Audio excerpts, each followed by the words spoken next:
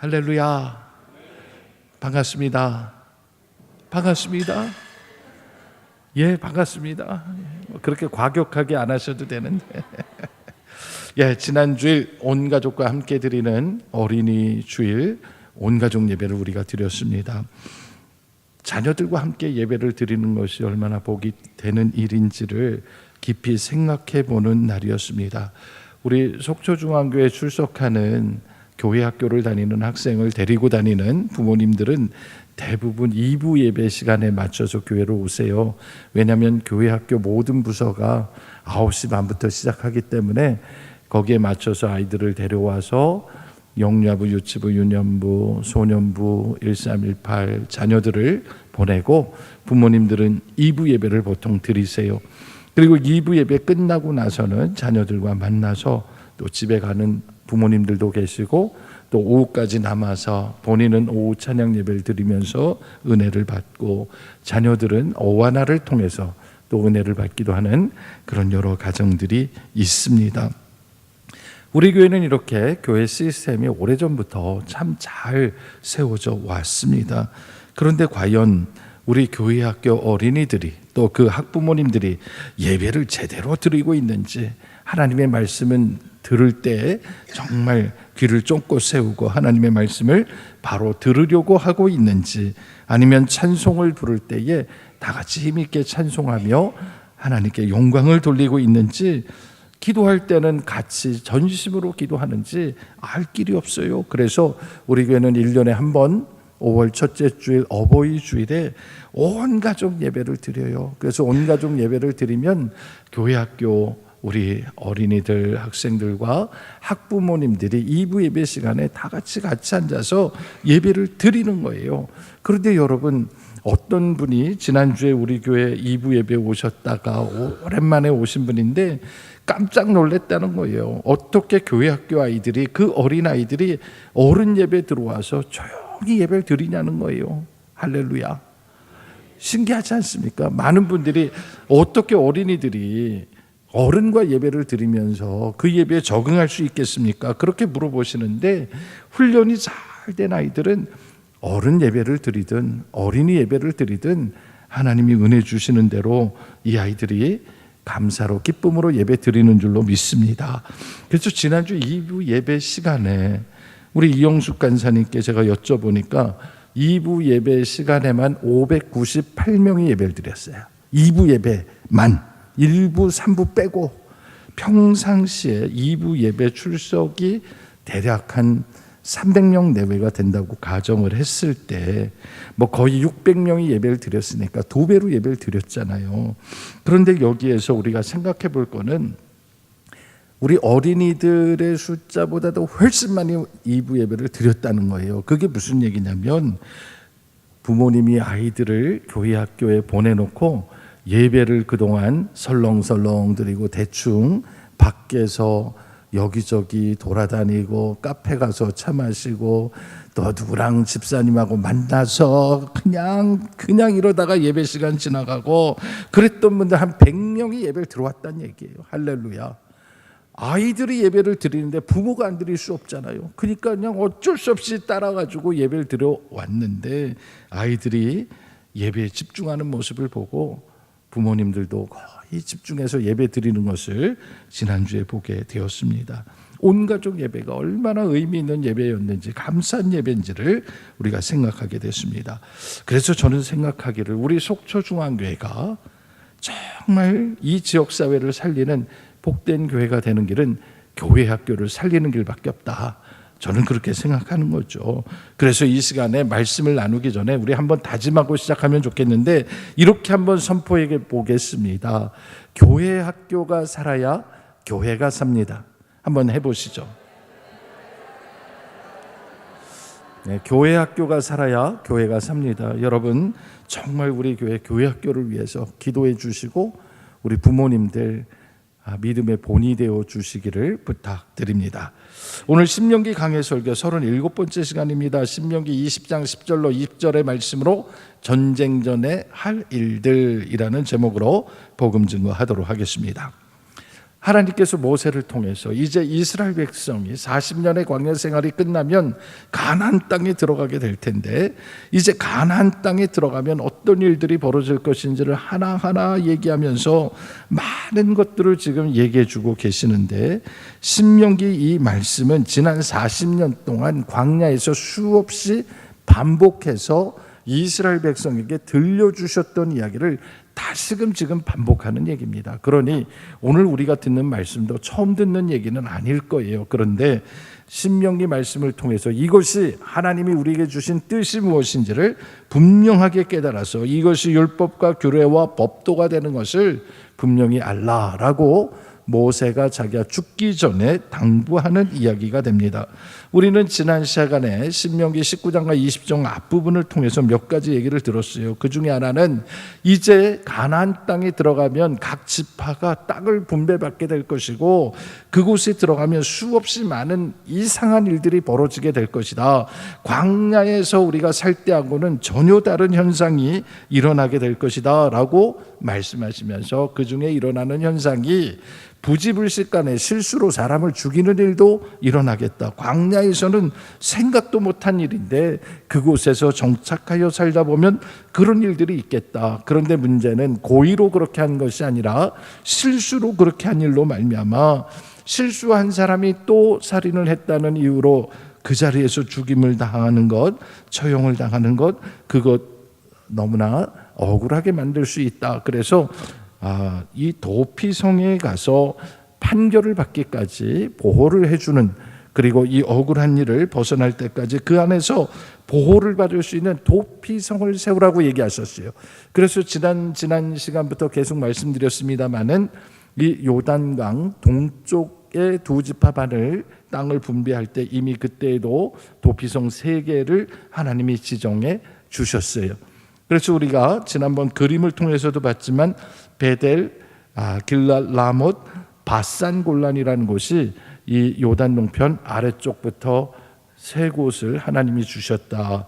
그러면 이제 요단 동편에서 서편으로 넘어가게 되면 위에서부터 북쪽에서부터 남쪽으로 게데스, 세겜, 기럇 아르바에 이 도피성 3개를 두라라고 말씀을 하셨다 했죠.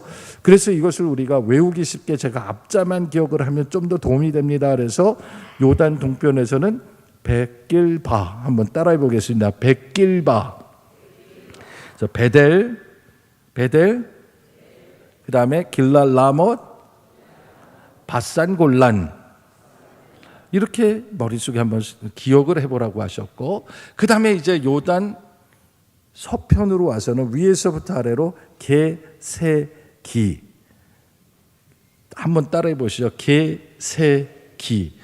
뭐 이렇게 평소에 욕을 잘하시는 분은 좀 웃으시는데 이게 그게 아니고, 게는 게데스, 세겜, 기럇 아르바, 그렇게 기억을 해두라고 말씀을 드렸죠. 그래서 이 도피성 규정을 얘기하면서 왜 이 도피성까지 필요하냐, 여러 지파 간에 갈등이 되는 가장 큰 원인이 바로 경계석을 함부로 옮기는 일이다라고 얘기하면서 우리가 살아가면서 우리가 지켜야 할 경계가 있다 그랬어요. 하나님과 우리 사이에 경계가 있고 사람과 사람 사이에도 지켜야 할 선이 있다 그랬어요. 근데 어떤 사람들은 이 선을 자꾸 넘어가요. 위험하게 넘어가요.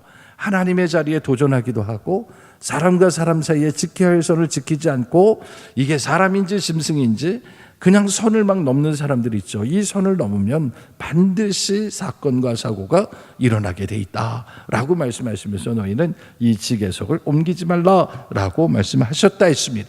그리고 이제 신명기 20장으로 와서는 전쟁 모드로 바뀌는데, 신명기 20장은 사실은 이 전체 신명기의 손자병법과 같은 말씀이라고 할 수가 있는데 전쟁에 관한 법이에요.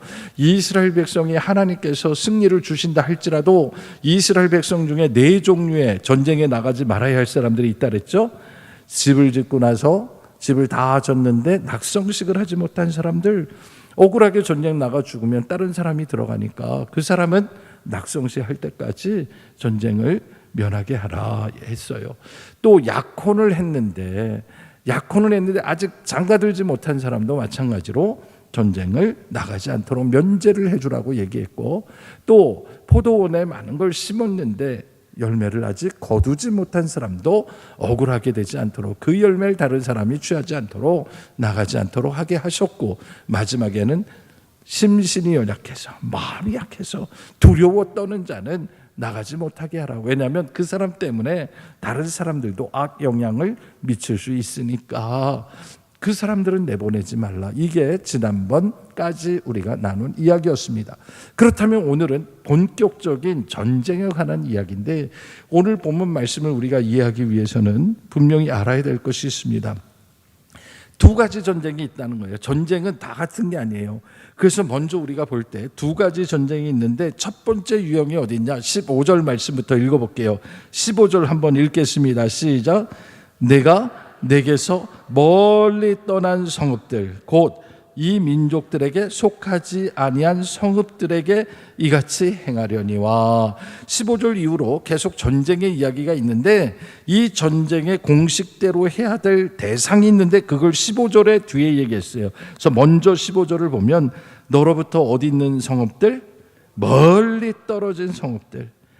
그래서 그 구체적으로 그 멀리 떨어진 성읍은 뭘 얘기하는 겁니까? 그랬더니 이 민족들에게 속하지 않은 성읍, 여기에 이 민족의 동그라미를 치시고, 이 민족이 누구를 얘기하는 것입니까? 이 민족은 가나안 족속을 얘기하는 거예요. 그러니까 전쟁할 때는 가나안 족속과 하는 것과 가나안 족속이 아닌 족속과 전쟁하는 것은 두 가지가 판이하게 다르다라고 말씀하신 거예요. 그래서 두 번째 유형이 바로 다음 16절에 나오는데, 한 번만 더 읽어볼게요. 시작. 오직 내 하나님 여호와께서 내게 기업으로 주시는 이 민족들의 성읍에서는 호흡 있는 자를 하나도 살리지 말지니 그랬어요. 15절과 16절은 전혀 다릅니다. 그래서 이 민족에 속하지 않은 성읍이 있고 이 민족에 속한 성읍이 있다. 그러면 이 민족은 결국 누구를 얘기하는 거예요? 가나안 족속을 얘기하고 있구나라는 거예요. 그래서 우리는 먼저 생각해 볼 것은, 가나안 족속에 속하지 않은 족속들과 전쟁할 때는 어떻게 하라는 거냐. 그게 첫 번째 전쟁의 유형을 얘기하고 있는데, 이것을 우리가 하나씩 살펴볼 텐데, 그러면 가나안 족속과 전쟁을 하고 가나안 족속 아닌 사람들하고 전쟁할 때 결정적인 차이점이 뭐냐. 한마디로 말하면 하나님이 허락하신 가나안 족속을 차지할 때는 인정사정 보지 말고 전부 다 진멸하라는 거예요. 그래서 이것을 진멸법이라고 그러고, 히브리어로는 헤렘이라고 얘기해요. 헤렘이라는 것은 하나도 남김없이 다 없애버리라는 것이고, 여러분들이 자주 쓰시는 전문 용어가 있죠. 여러분들이 이렇게 동양어를 가지고 할 때 보면 싹쓸이라는 표현을 많이 쓰죠. 싹쓸이. 인정사정 없이 그냥 다 뺏어오잖아요. 그렇게 해야 된다라는 거예요. 누구에게? 가나안 족속에게. 그런데 가나안 족속이 아닌 족속은 그렇게까지 하지 말라는 거예요. 왜 그런지 이제 하나씩 살펴보도록 하겠습니다. 자, 그러면 가나안 족속이 아닌 너와는 멀리 있는 곳에 있는 성읍에 있는 사람들과 전쟁을 할 때 어떻게 하라고 얘기하셨냐. 전쟁에도 전략이 있고 전쟁에도 절차가 있고 방법이 있는데, 지금도 이스라엘 사람들은 이 방법 그대로 하니까 잘 들어보세요. 첫 번째 단계가 뭐냐? 평화를 선포하는 거예요. 화평을 요구하는 거예요. 여러분 신명기 20장 10절 함께 읽어볼게요. 내가 어떤 성읍으로 나가서 치료할 때는 그 성읍에 먼저 화평을 선언하라. 먼저 뭐 하라고요? 화평을 선언하라. 이스라엘 백성이 이제 가나안 땅에 들어가서 곳곳마다 다니면서 땅을 정복하는데, 가나안 족속이 아닌 사람들이 사는 족속이 있는 그런 성읍을 만나게 될 거예요. 근데 그들과 전쟁할 때는요, 다짜고짜 싸우지 말고 먼저 뭐 하라고요? 먼저 화평을 선언하라라는 거예요.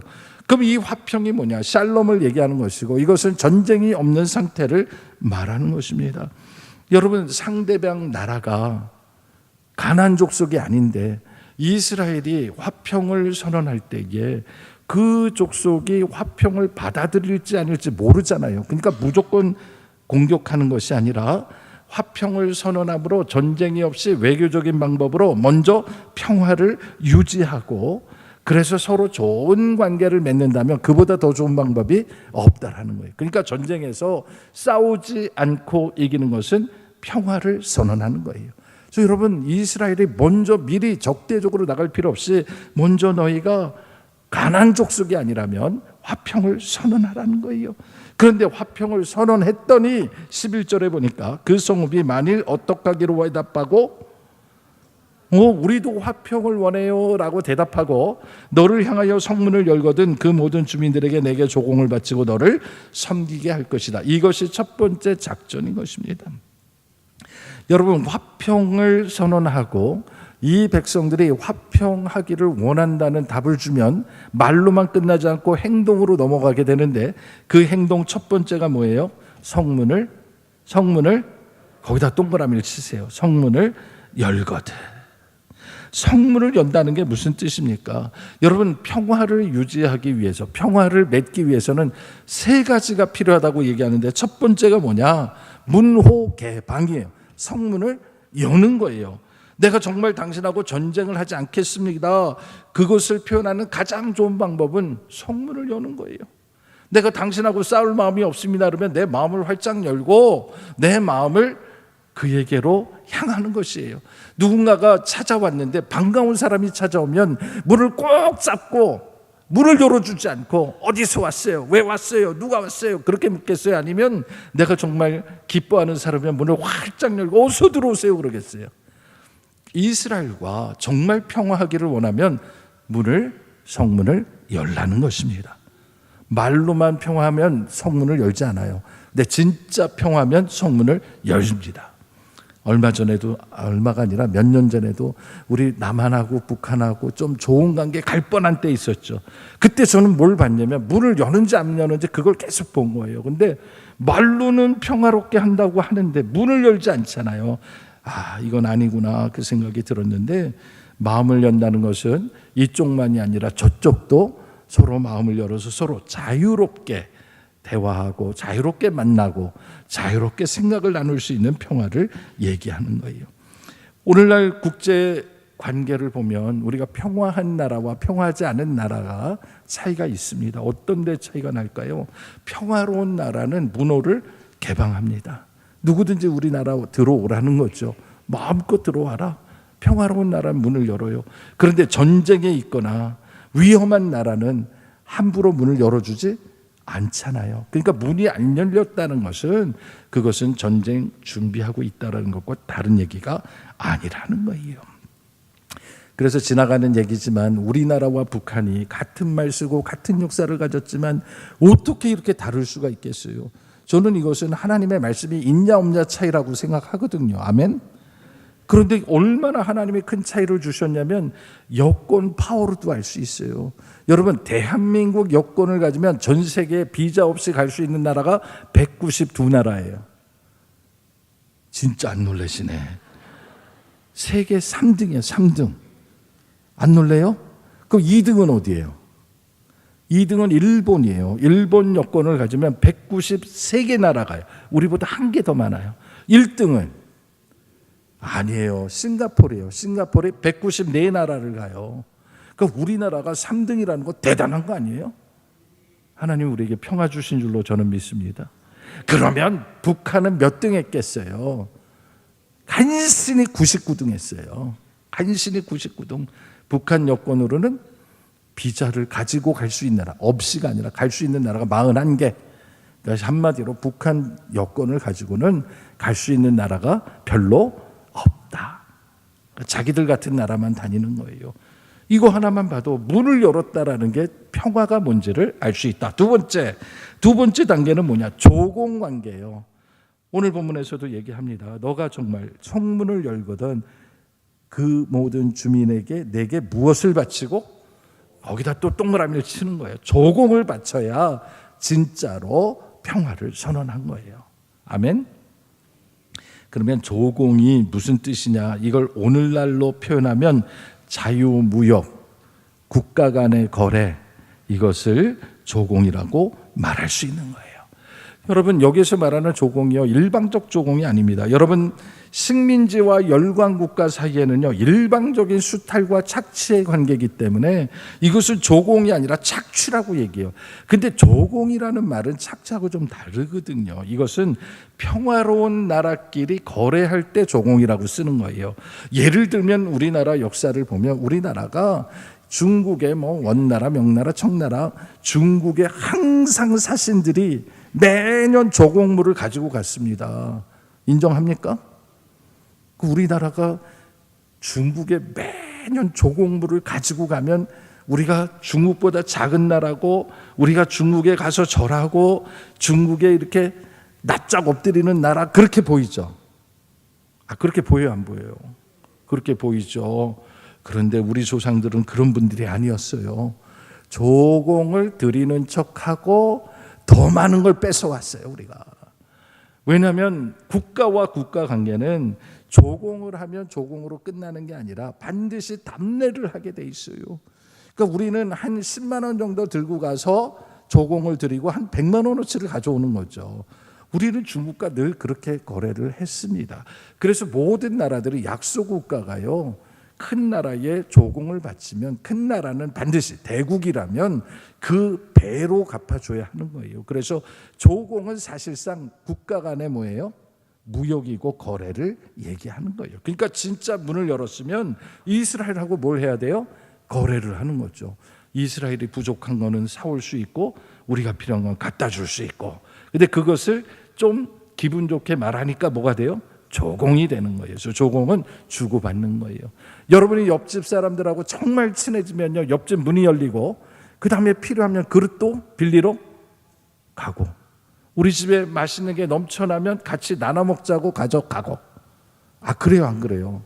근데 그걸 보고 조공 왔구나 이렇게 얘기하면 우리 마음이 잘못된 거죠. 그러니까 이 조공이라는 개념이 하나님이 은혜 주셔서 거래할 수 있게 이렇게 하시는 것이고, 세 번째가 뭐냐? 끝으로 상호 간에 뭐라고 했어요?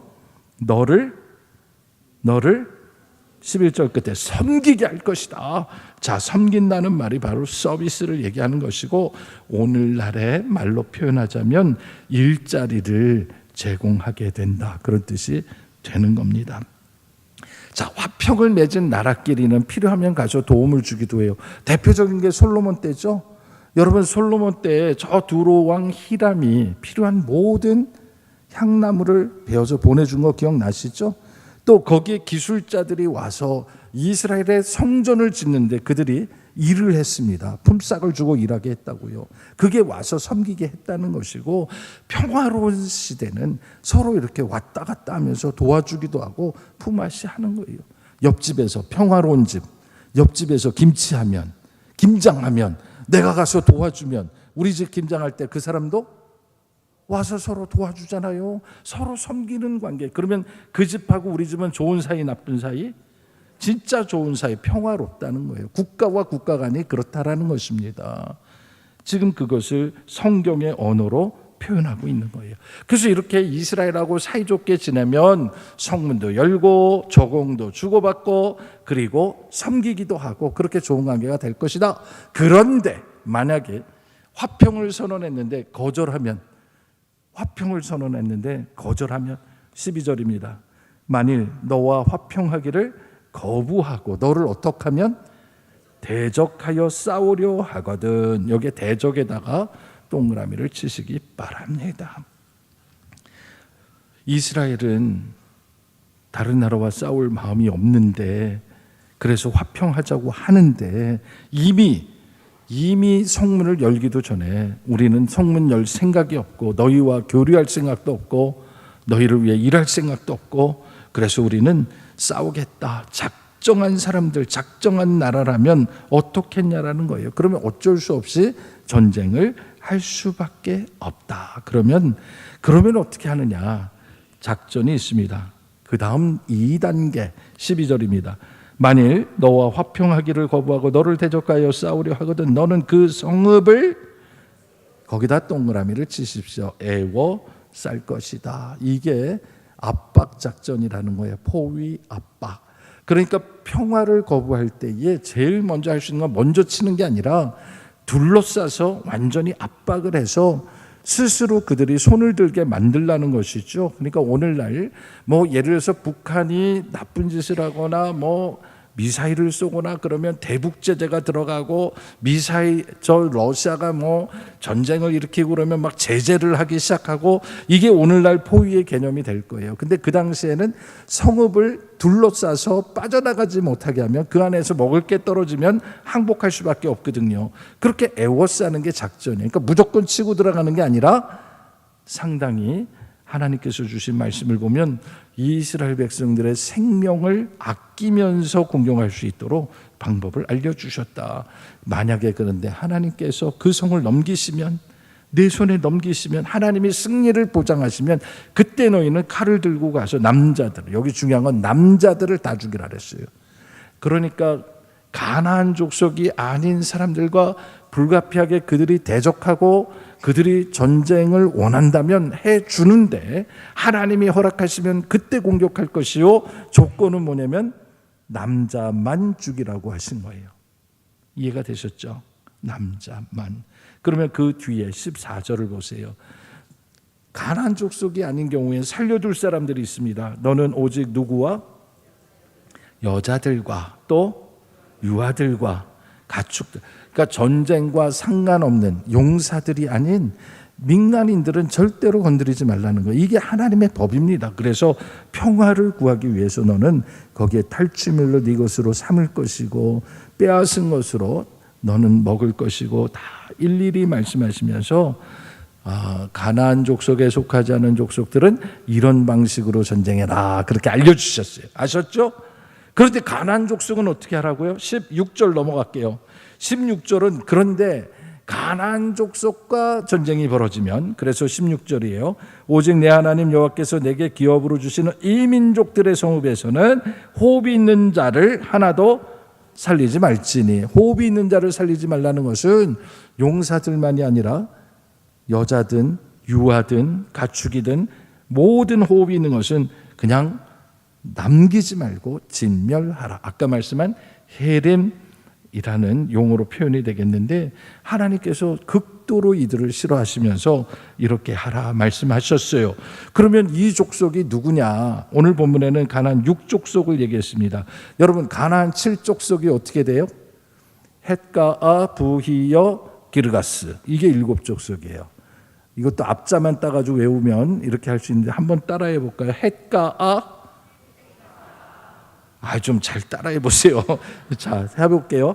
헷가아, 부히여, 기르기스. 그러니까 헷 족속, 가나안 족속, 아모리 족속, 브리스 족속, 히위 족속, 여부스 족속. 그래서 헷가아, 부히여. 그다음에 보통 6족속이 나오는데 어떤 성경에 보면 7족속이 나오는데 거기에 기르가스 족속이 추가될 때가 있어요. 그런데 이 족속에게 대해서는 너희들이 어떤 것도 용서하지 말고 다 진멸하라는 것입니다. 자, 그렇다면 하나님께서 왜 그러실까? 왜 그러실까? 우리가 한번 살펴봤으면 좋겠습니다. 자, 그러면 이 6족속 또는 7족속을 한마디로 요약하면 가나안 족속이라고 얘기하잖아요. 그럼 이 가나안 족속의 뿌리는 어디로부터 시작하겠습니까?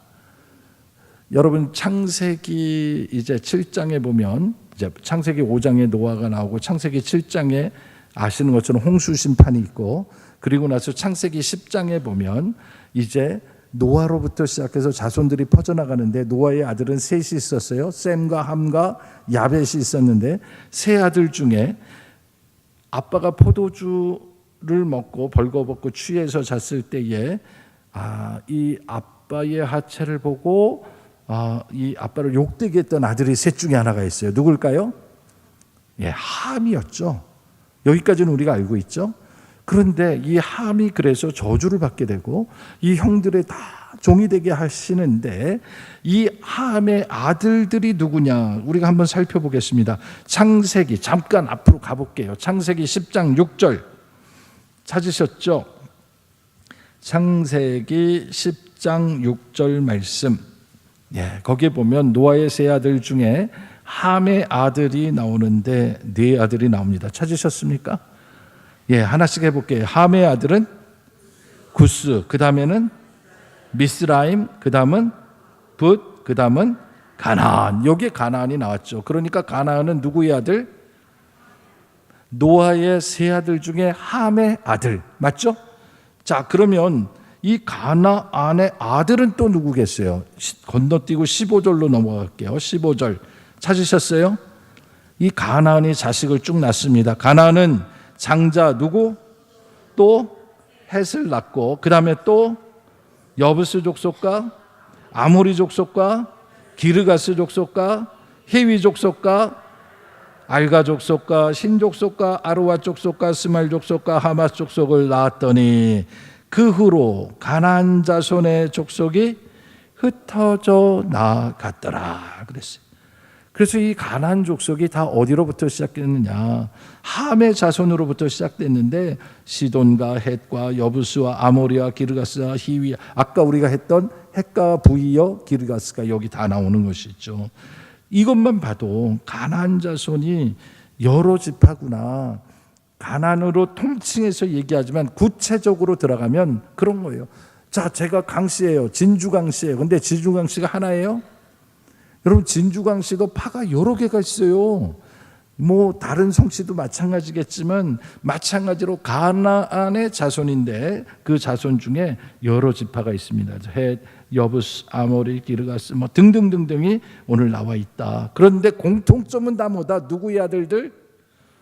함의 아들이면서 가나안의 아들들. 그러니까 가나안 족속을 아까 말한 헷가와 부이여 기르가스라고 얘기하는 7족속의 이름으로 말할 때도 있지만 한마디로 통칭하면 그냥 가나안이에요. 가나안. 그러면 왜 하나님께서 이렇게 가나안을 싫어하시는가? 그 이유가 일단 18절에 나오니까 18절 한번 읽어보겠습니다. 시작. 이는 그들이 그 신들에게 행하는 모든 가증한 일을 너희에게 가르쳐 본받게 하여 너희가 너희의 하나님 여호와께 범죄하게 할까 함이니라 그랬어요. 여기서 말하는 그들이 바로 가나안 족속이고 헷과 부이여 기르가스를 얘기하는 거예요. 그러면 이 족속들이 도대체 뭘 믿느냐? 여러분, 가나안 족속이 흩어져 나가면서 이들은 하나님을 숭배한 게 아니라 이 땅의 음란한 문화와 그 음란한 문화를 통해서 바알신과 아세라신과 같이 아주 음란한 종교를 만들어서 그것들을 섬겨왔어요. 그런데 이 바알신의 특징은 뭐냐? 바알신의 특징은 우리가 이 땅을 살면서 물질적으로 풍요롭게 사는 것을 가장 최고의 덕목으로 삼는 것이죠. 그러니까 정의냐 공의냐 이게 하나님의 뜻이냐가 아니라 어떤 수단과 방법을 쓰든 상관없으니까 나만 잘 살면 되고 나만 부자 되면 되는 거고 나만 풍요롭게 살면 되는 거예요. 옆에 내 친구가 나와 함께하는 사람들이 굶어 죽든 난 아무 상관없어. 나만 잘 살면 돼. 그게 바로 바알신을 섬기는 사람들의 특징이라는 것이죠. 그런데 그들의 이 본성이 이스라엘에게 영향을 미칠 것을 두려워하면서 하나님께서는 그것을 하나님께서 기뻐하지 않기 때문에 범죄할까 봐 그들을 보면 다 진멸하라고 명령하신 거예요. 우리가 생각할 때 전쟁하면서 싹 다 죽여버리면 이거 너무 잔인한 거 아니야? 이렇게 생각할 수 있죠. 그런데 하나님이 말씀하신 거는 사실상 하나님이 말씀하신 건 사람의 생명을 죽이는 걸 얘기하는 게 아니라 그 가난의 문화, 가난의 종교, 가난의 썩어빠진 생각들 그것들을 끊어버리라는 것입니다. 그래서 우리가 잘 아는 대로 데살로니가 전서 5장 22절에 이런 말씀이 있죠.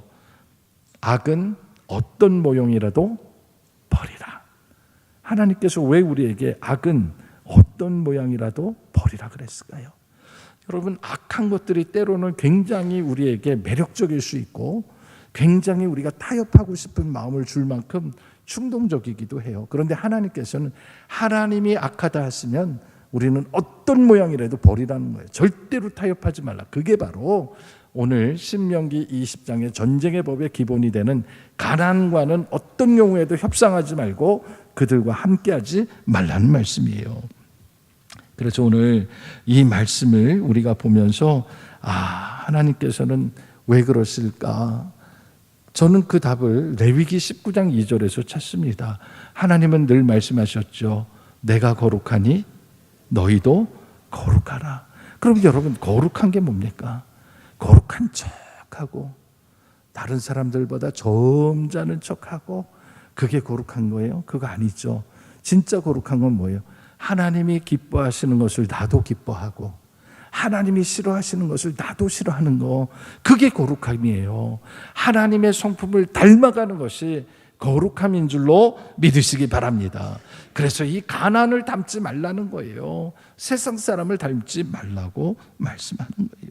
그래서 이 전쟁에도 법이 있다는 것을 말씀하시고, 마지막 우리가 19절과 20절은 전쟁의 부록입니다. 이것은 어떤 내용이냐, 어떤 성읍을 오랫동안 에워싸고 성읍을 쳐서 점령할 때에 라고 얘기했어요.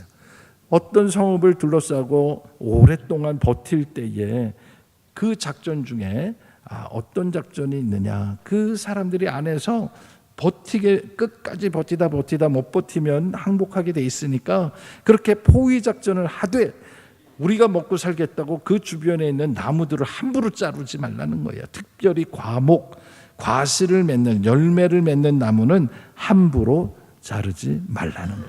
그러니까 무기를 만들기 위해서 과목이 아닌 나무는 자를 수 있겠지만 열매를 맺는 나무는 함부로 자르지 말라. 이 얘기는 뭘 얘기할 거예요? 전쟁을 하면서 너희는 절대로 단기적인 생각으로 행동하지 말라는 거예요. 길게 보라, 장기적으로 보라. 이 생명나무가, 이 과실을 맺는 나무가 한 번 심겨서 열매를 맺기까지 몇 년 걸리냐? 적어도 5년 6년 걸릴 것인데 너희가 지금 당장 그 나무를 잘라가지고 도움이 될지는 모르겠지만 그 성을 차지하고 난 후에는 얼마나 큰 손해가 되겠냐라고 얘기하시면서 그 과실을 함부로 자르지 말라 얘기하시는 거예요. 하나님은 이렇게 모든 것이, 전쟁조차도 전략적이시고 우리를 생각해서 알려주시는 거예요. 그래서 우리는 이것들을 우리의 삶에 적용하는 거죠. 우리의 삶에 어떻게 적용해요? 우리가 이 땅을 살아가면서 매번 결정해야 될 때가 있어요. 우리는 항상 우리의 삶에서 결정을 요구받잖아요. 근데 어떤 경우에는 지금 당장 이걸 택하면 너무 행복할 것 같고 너무 좋을 것 같고 너무 기쁠 것 같은 그런 단기적인 눈으로 선택하는 경우도 있고, 어쩌면 지금 이걸 선택하면 한동안은 힘들고 어렵고 괴롭겠지만 그러나 이 과정을 이겨내고 나면 내가 하나님이 주실 은혜를 생각하면 이건 도저히 내가 포기할 수 없는 게 있어. 그런 것들이 있거든요. 그래서 하나님께서는 마지막 열매를 바라보며 참고 인내하라고 말씀하시고, 지금 당장 못 먹어도, 지금 당장 굶어도, 지금 당장 힘들어도 함부로 과목을 자르지 말라 말씀하신 거예요. 오늘 주신 말씀들을 우리의 삶에 적용했으면 좋겠어요. 우리가 이 땅을 살면서 거룩하게 산다는 것은 하나님 기뻐하시는 곳에 내 마음이 있고 하나님이 싫어하시는 곳에는 내 마음이 떠나 있고, 그리고 우리가 어떤 일을 결정하든 간에 우리 인생 가운데 지금 당장이 아니라 하나님의 눈으로 멀리 보고 생명을 살리는 길을 선택할 줄 아는 저와 여러분이 다 되시기를 주님의 이름으로 축원합니다. 기도하겠습니다. 은혜로우신 아버지 하나님, 참 감사합니다. 신명기 20장의 말씀을 통해서 하나님, 이스라엘 백성이 전쟁에 나갈 때도 하나님이 주시는 원칙이 있고 법이 있고 하나님의 방법대로 행하라고 말씀하시며, 할 수 있으면 평화를 택하되 피할 수 없을 땐 전쟁을 하더라도 악한 것과는 절대로 손을 잡지 말라고 주님 말씀하셨으니 우리 인생 가운데도 이 말씀 깊이 새기게 하여 주셔서 우리는 언제나 주님 편에 서게 하여 주시옵소서. 예수님의 이름으로 기도하옵나이다. 아멘.